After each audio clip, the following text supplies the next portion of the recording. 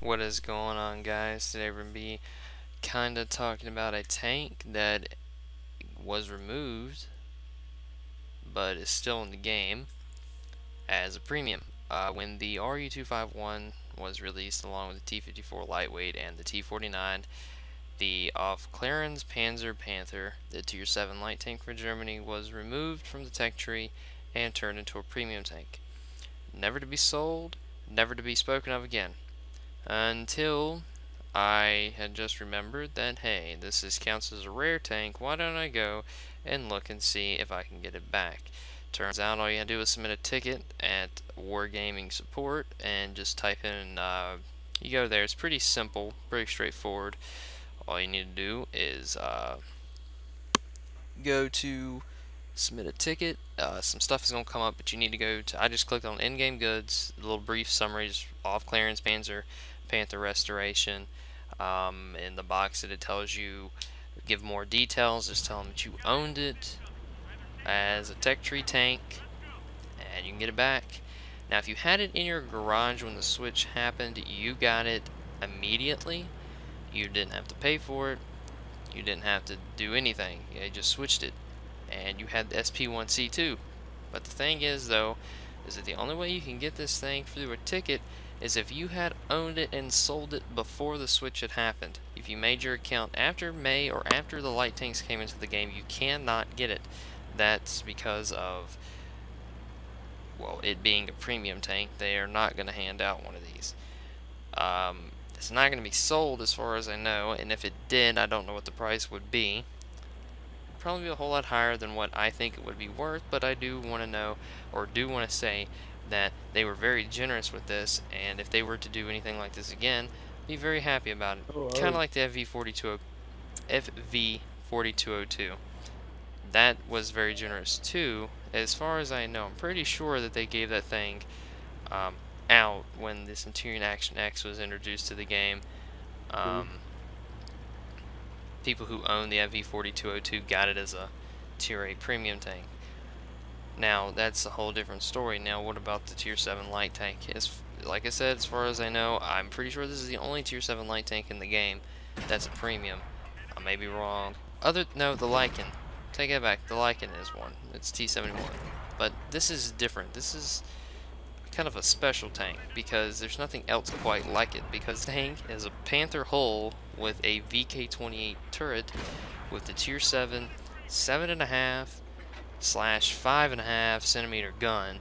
It does 135 damage a shot, has a 17.65 rate of fire, and 2-second aim time, and 0.34 accuracy.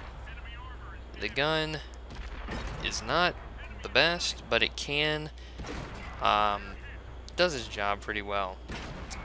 Being that if you need to ram somebody, this is the light tank to do it. If you need to hit an AMX, this is the light tank to do it.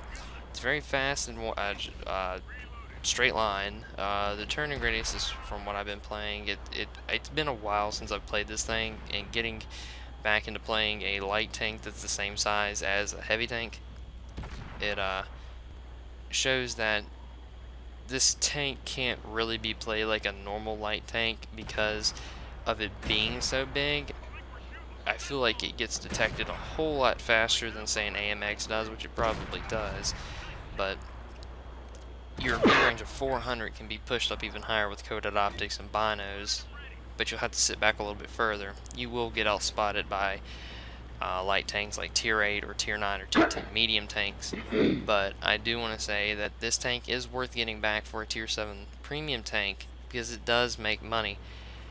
However, that the standard shells only cost 186 silver to shoot, so this gun, the gun on it's dirt cheap to fire the normal rounds. Now if you want to shoot the premium rounds, it costs 3,200 silver. You're only getting 221 pin out of that. By the way, hold on, let me go over that part too, because the gun on it only has 157 pin with the AP and 221 with the premium round.